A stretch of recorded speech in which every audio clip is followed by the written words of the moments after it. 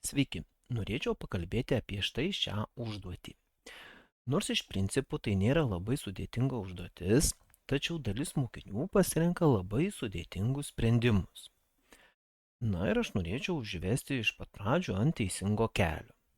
Pasinagrinėkime užduotį. Čia reikia rasti didžiausios kainos pasikartojimų skaičių. Masyve mes turime prekių kainas, kainos yra išreikštos sveikuoju eurų ir centų skaičiumi. Pavyzdžiui, 4,58 eurai. Na ir reikia paskaičiuoti, kiekgi kartų pasikartoja prekė, kurios kaina yra didžiausia. Ir reikėtų pasinaudoti rikiavimu.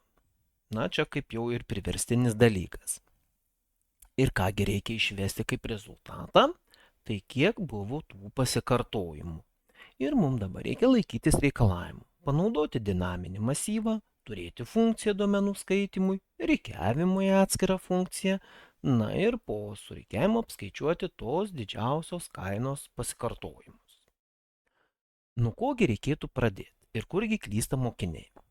Dalis mokinių galvoja, kad čia reikia dviejų masyvų atskirai saugoti eurus ir atskirai saugoti centus. Na, to daryti nereikėtų, nes tai gerokai apsunkina skaičiavimą. Aš rekomenduočiau skaičiuoti štai taip.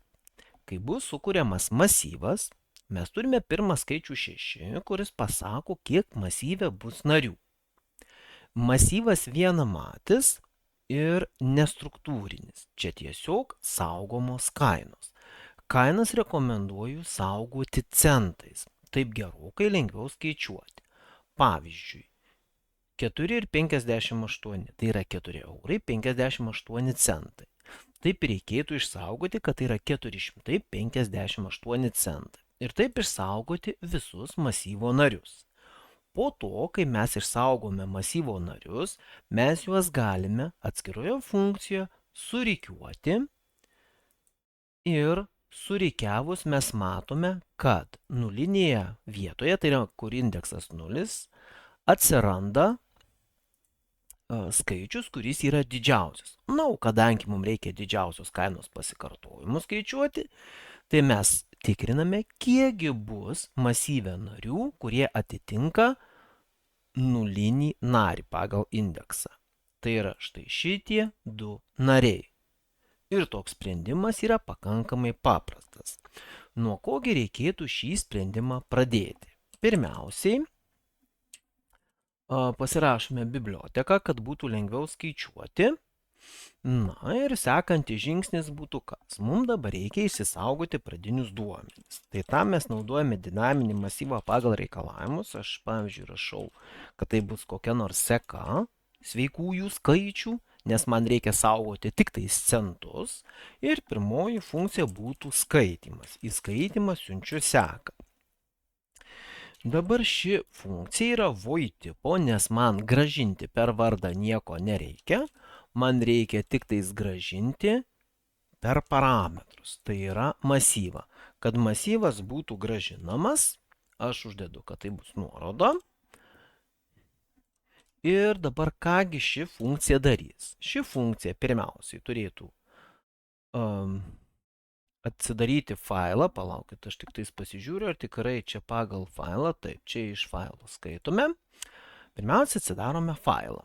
Tai failas bus if stream komanda, vadinsiu, pavyzdžiui, fin, file input ir failo pavadinimas bus u1txt.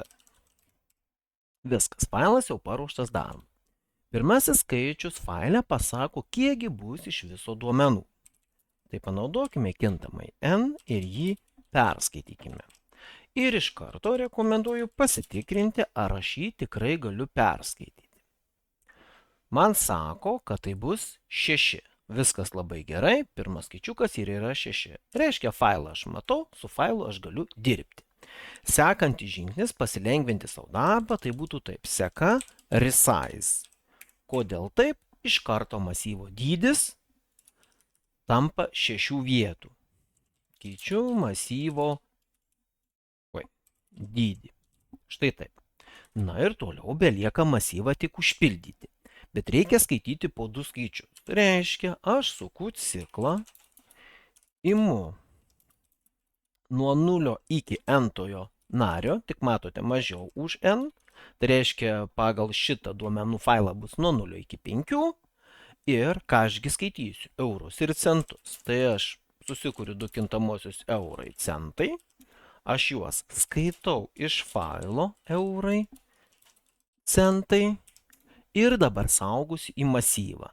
Saugojimo metu į masyvą aš iš karto galiu viską konvertuoti į centus. Reiškia, seka įtasis narys yra lygus eurai kart 100 virsta į centus ir pridedu centus plus centai. Viskas dabar mano masyvas yra užpildytas. Norint greitai pasitikrinti masyvą, galime prašyti štai taip. For auto s seka ir išspausdinam S su tarpais. Štai taip.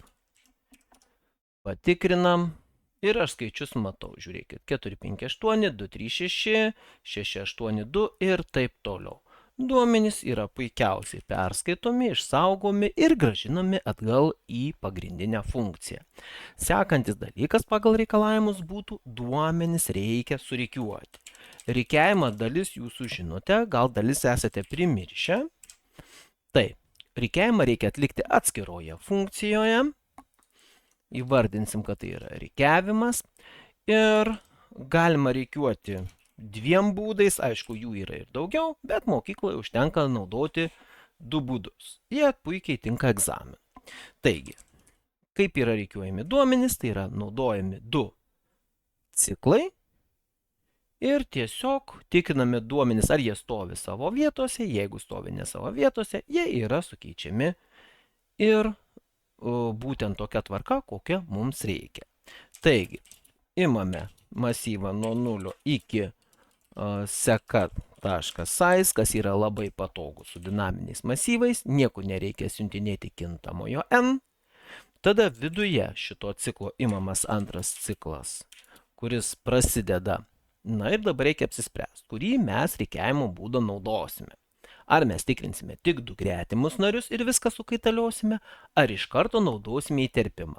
Na, aš siūlau pasinaudoti paprastesniu būdu. Tai imame nuo nulinio nario iki j mažiau už seka size minus 1. Kodėl minus 1 tuoj pakomentuosiu. Ir dabar kągi mes tikriname. Sakome, kad jeigu sekos jotasis narys, tai pavyzdžiui šiuo atveju nulinis narys, yra mažesnis už seka j plus 1 narį, tai juos reikėtų sukeisti vietomis. Seka j susikeičia su seka j plus 1. Štai taip. Ir norint šitą patikrinti, aš galiu štai šitą tikrinimo sakinį greitai persimesti į kitą vietą. Po rikiavimo paimti ir pasitikrinti ir pažiūrėti, ar skaičiai išsirikiavo. Kaip matote, pirma atsirado du didžiausi skaičiai. Štai taip. Tai dabar, kaip aš ir sakiau, kodėl čia yra minus vienetas? Todėl, kad aš tikrintu j su j plus 1. Tai yra su sekančiu nariu. Tai jeigu čia bus iki seka size, tai jis patikrins dar vieną neegzistuojantį narį. Kad to neatsitiktų, aš turiu per vienetą sumažinti tikrinimą. Na, tikiuosi, likusią dalį jūs užbaigsite patys, parašysite radimą, kiek kartojasi tas nulinis narys masyvo ir beliks tik išspausdinti atsakymą. Iki.